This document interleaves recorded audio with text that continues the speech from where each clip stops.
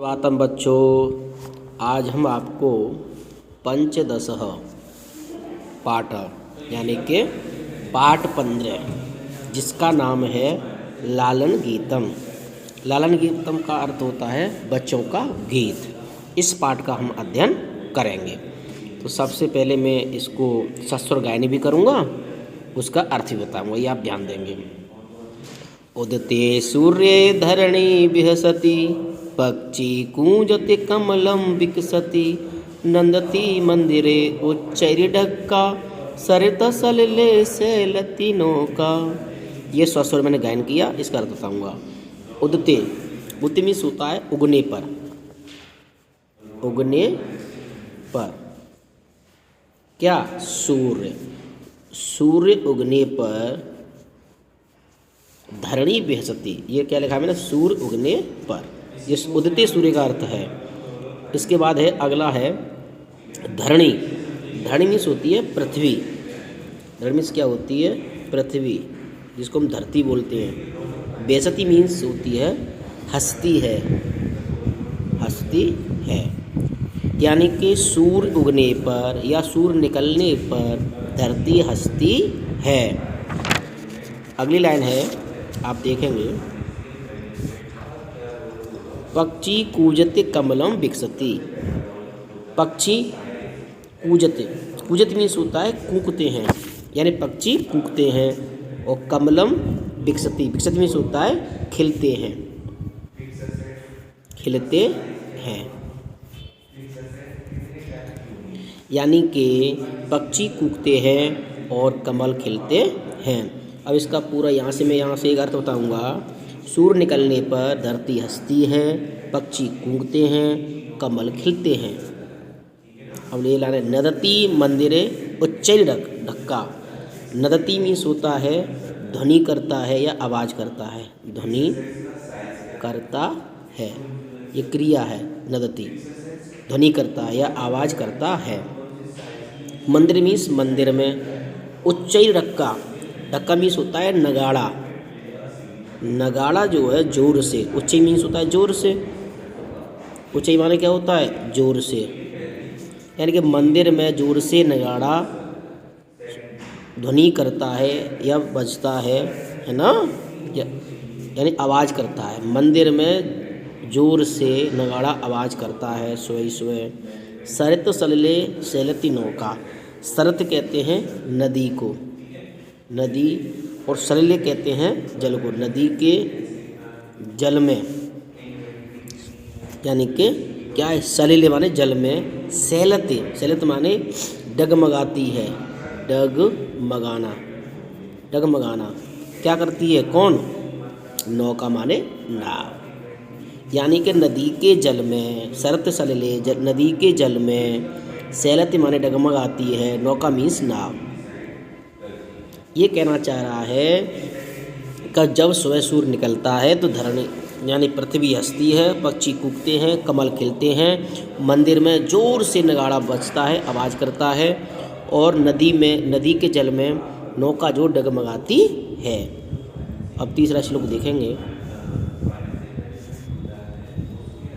पुष्पे पुष्पे नाना रंगा, तेषु डयन्ते चैत्रपतंगः, वृक्षे वृक्षे नूतन पत्रम, विविधैर्वर्णै विभाति चित्रम।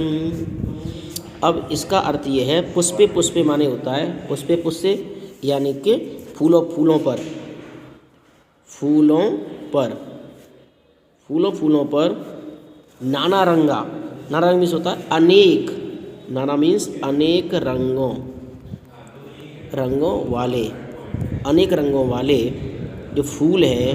पुष्पे पुष्पे नाना रंगा, जो अनेक प्रकार के जो फूल हैं उन तेसु, तेसु माने होता है उन पर, तेसु माने उन पर, डयन्ते माने होता है उड़ते हैं, उड़ते हैं।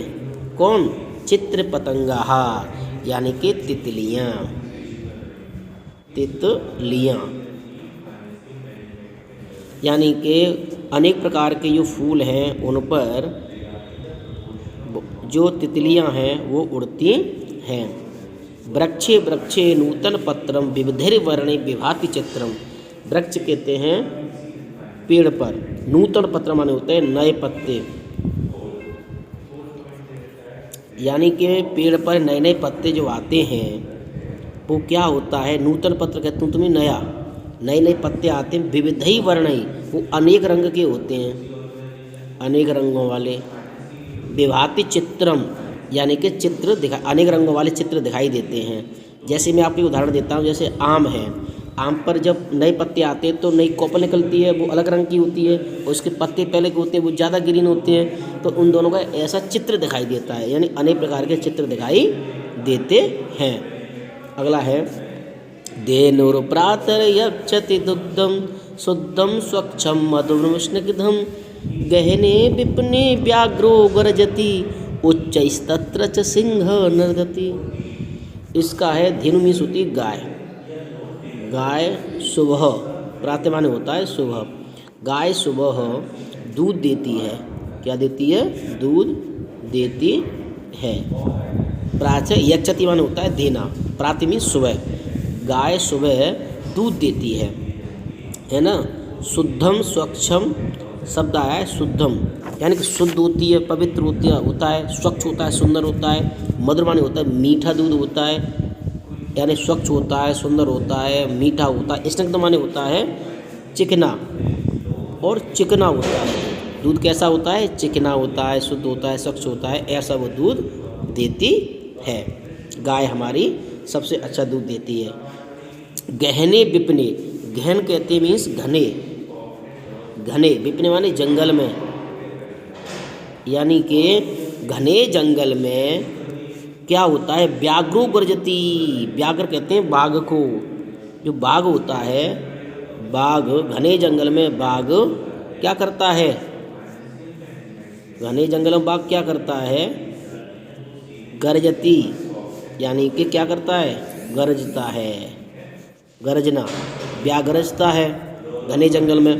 उच्चैस्तत्र, और जोर से वहाँ, जोर से वहाँ, तत्र माने होता है वहाँ, उच्ची माने जोर से, च माने और वहाँ जोर से।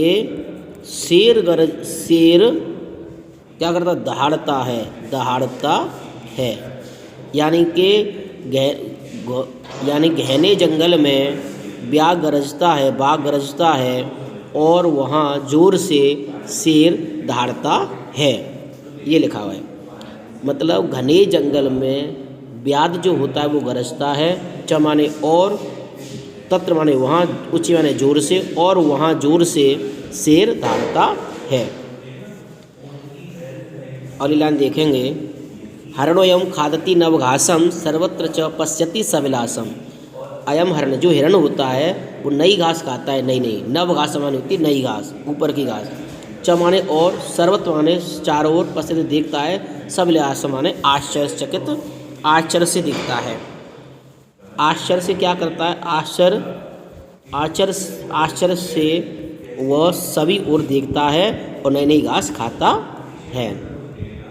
अगली लाइन देखेंगे, उष्ट्र तुंग मंदम गच्छति। उष्ट्र माने होता है ऊँट, तुंग माने ऊंचा होता है, ऊंचा, ऊँट ऊंचा होता है, और मध्यम गच्छति धीरे चलता है। मध्यम माने धीरे, धीरे चलता है, जाता है। और पृष्ठीय माने पीठ पर, पीठ पर प्रचुर भारम, यानी अधिक भार, नेवती माने ले जाता है। ऊँट जो है ऊंचा होता है पर धीरे चलता है, और पीठ पर बहुत अधिक भार ले जाता है। घोटक राज क्षिप्रम धावती, घोटक राज कहते हैं घोड़े को। घोड़ा जो होता है वो क्षिप्र माने शीघ्र दौड़ता है, दौड़ता है, यानी कि जो घोड़ा होता है वो तेज दौड़ता है, शीघ्र, क्षिप्र माने जल्दी। धावन समय और दौड़ते समय किमपि कुछ भी, न माने नहीं, खाते माने खाता है, दौड़ते समय वो कुछ भी नहीं खाता है। पश्यति भल्लुक इमं करालम, पश्यत माने देखता है, भालू इमम करालम, करालम मीन्स होता है भयानक, भयानक, यानी कि भालू इस भयानकता को देखते हुए नृत्यति नाचता है, नृत्य माने होता है नाचता है, तथई कुरु करतालम, यानी कि ताली बजाते हुए, करतालम माने होता है ताली, यानी ताली बजाते हुए भालू भयानक रूप से नाचता है। ये संपदानंद मिश्र की ये कविता है लालन गीतम, जो पाठ हमने आज आपको ये समझाया है ना, ये हमने आपको पाठ को आज पढ़ाया लालन गीतम। इसके शब्दार्थ इस पाठ को याद कर लेंगे, घर पर सत्सुन वादन करेंगे। धन्यवाद।